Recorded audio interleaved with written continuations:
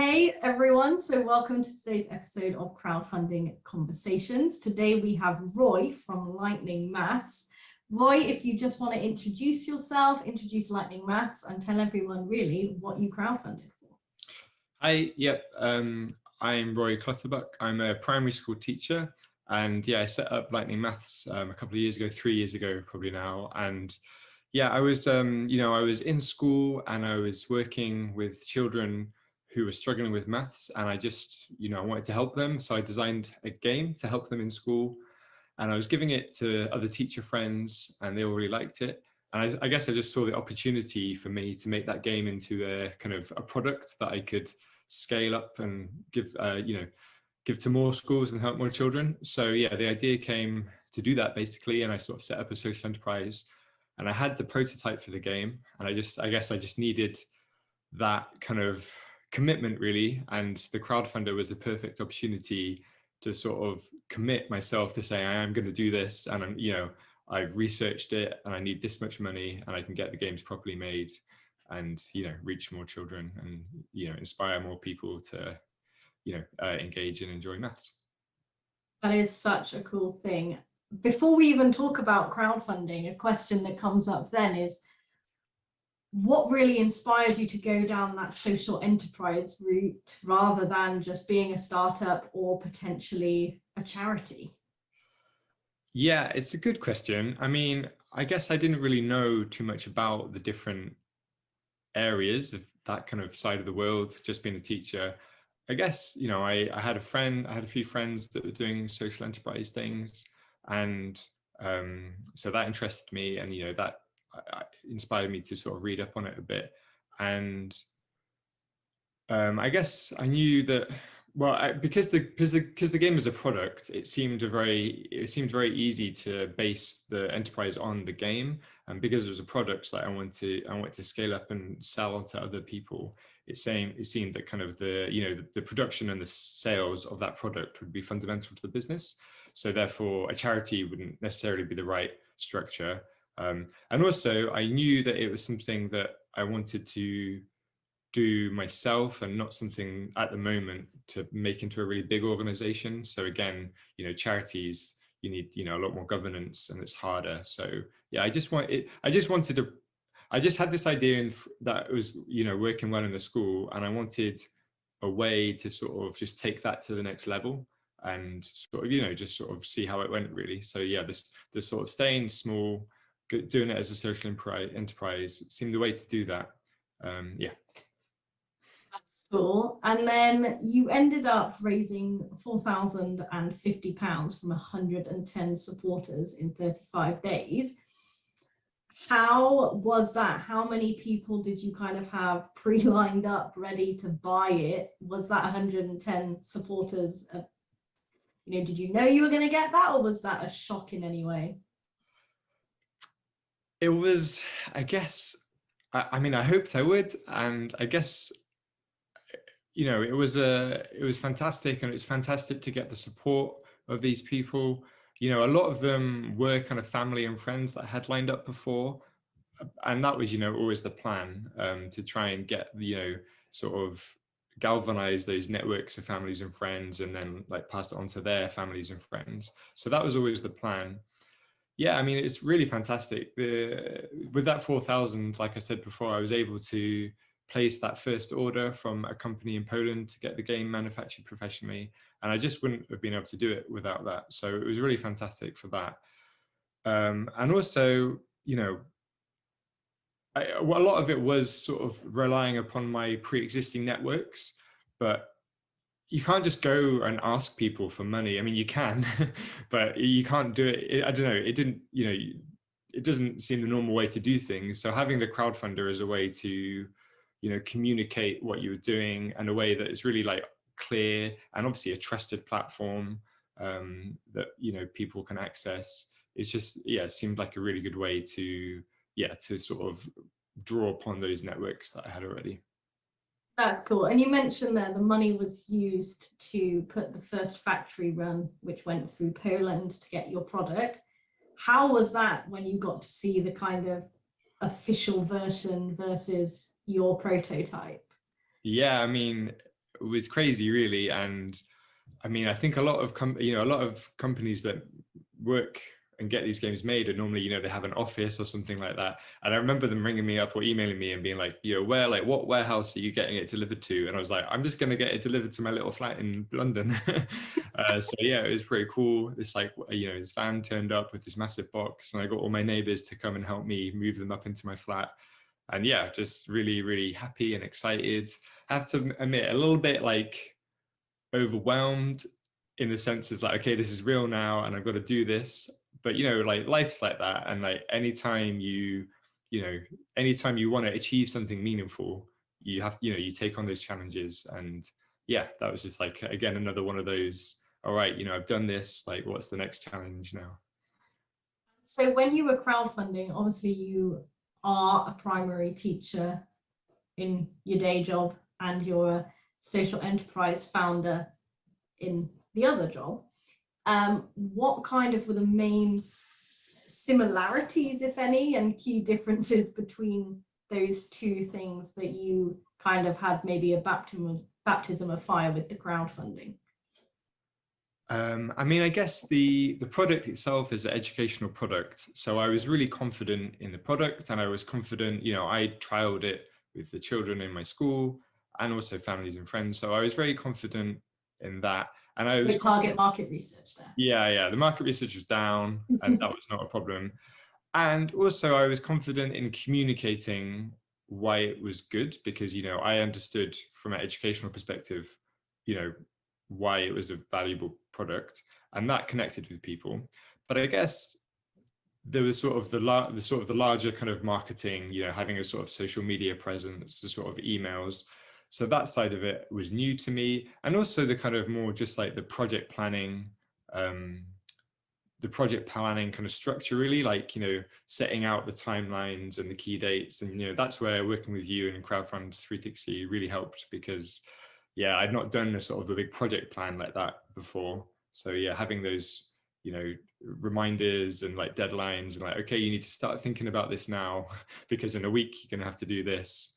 That stuff was new to me, but I really enjoyed it. And yeah, it's really helped me, actually, because the crowdfunder was at the beginning of my sort of social enterprise, really. And then all the skills that I learned through the crowdfunder really helped me when I went on to continue selling the game after the crowdfunder as well. Yeah, and that's what we aim. I mean, there's so much to do with crowdfunding. You don't want to do it all and then just never do it again. You may as well take those skills and keep them going. So once you got your product there, once you raised the money and managed to send it out, tell us like a bit about what happened since then. Yeah, so it's been exciting, and like I said before, kind of like lots of new challenges and new things to learn. I was working part-time in school, so part-time with the social enterprise. And I did spend, when the games first dropped and I had all these games in my flat, I was like phoning up sort of little companies, like educational companies, and like selling to them. So I did a bit of that. And like learning how that kind of works, and that was successful. People wanted the game, and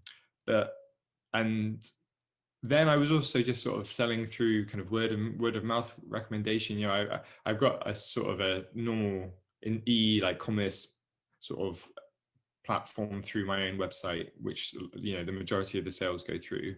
But then because of the pandemic, I made a decision to actually work more in the classroom, just because, in my school, I was able to do that, and that seemed the right thing at the time. So the sales took a little bit of a backseat, but that's the kind of beauty of running your own company. You can make those decisions when you want. Yeah. You say, like, actually, for me right now, like that can just be put on hold for a bit, and I'm going to do this other thing. And now obviously the pandemic's not over, but things have calmed down a little bit, and we're not in that current extreme key worker situation we were with the schools. So I've been able to go back to part-time with school and do some more sales there. But I've got very lucky to get some sort of grant funding to do works with schools, and I've got another couple of games that are in development. So yeah, things are going on with new features.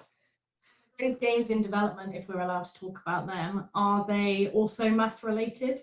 Yeah, definitely maths related. I mean, I also I'm a game geek, so I also have been developing other games, but I feel like yeah, the other games are probably just for pleasure, and the maths game is like that's my kind of professional experience, and like the enterprise I set up to sell Lampogo 3 is Lightning Maths, and the whole point of the social enterprise is to have that clear social impact, and for me that is helping children engage and enjoy in maths. So yeah, that's definitely the focus. So yeah, I've got a couple more maths games in development. Do you think there'll be a point in the future where they, one or more, get crowdfunded, or do you think there are other ways that you would choose to fund those games? It's a good question. I mean, I really enjoyed the crowdfunder process. Yeah, and I would, if the right product came along that I thought would suit it, I think I definitely would, use it again. But there's so many things you have to think about. I did quite a big run. I did like a 2000 run of games from Poland, and that's a lot, and I've still got a lot in my flat.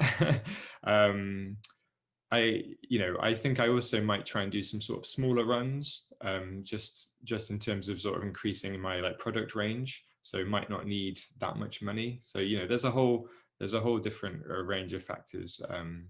But yeah, if the right product came that seemed to me kind of like new and interesting, that would get people's attention, and I needed like a bigger injection of finance, then I would use a crowdfunder again. That's cool. And then if you think, if someone's in a similar position as you were before you started thinking about crowdfunding and launching your campaign, what are your like top 3 pieces of advice to give them if they're listening to this video? Sort of obviously planning it, and planning it kind of means not just starting it and then planning it then, but it's like planning when you're going to start it and like when your product is going to be ready, and what the time of year, and just are you going to have enough time to carry it out over that time. Yeah, I mean, and then it kind of just seems obvious, but just thinking about, is crowdfunding the right option? And because there's a lot of other options, and for me, like I said, when I started the crowdfunder, that was really the beginning of the whole business. So obviously it was really important for me when that happened, and I didn't do it straight away. I had at least, like I said before, I was doing the game, I was prototyping the game in the classroom, and then actually I went on a whole year's, well, not a whole year, but I was still teaching, but I had like a year's sort of business development really, and I got some other training in business skills before I committed to the crowdfunder. So yeah, I don't know what the overall tip is, but plan it. Don't rush it. Yeah, don't rush it. Think about it, and make sure you're ready for the consequences. Because like me, once you run the crowdfunder, then I've got all these games. And you've got to have a sort of feasible strategy about how you're gonna sell them then. Oh, you've got some spare room, some space in your house. That's cool. And then a third tip. I mean, I guess more specific to the crowdfunder sort of strategy, it's good just to be clear about what markets and like who your audience is, because for me it was largely like family and friends, and then like a sort of circle of like professional friends, like other teacher friends and friends from other schools.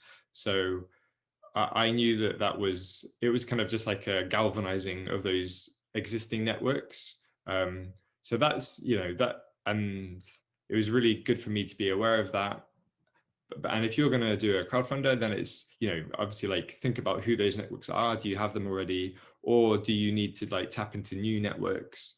And what are you going to do to get those new networks? Because they're not going to just, they're not just going to come to you by themselves.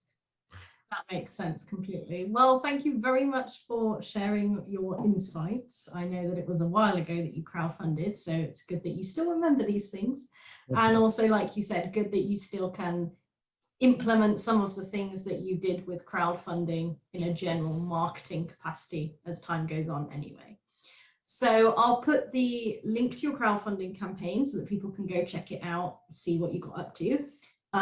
Is there a website or social media that you want people to go and have a look at as well? Yeah, sure. I mean, the website is lightningmaths.co.uk, and Twitter and other social medias is at lightning_maths. So yeah, feel free to come and check the Lightning Maths social enterprise out, and say hi there. Great. Well, thank you very much, and hopefully chat to you soon. Yep, you're welcome. Bye.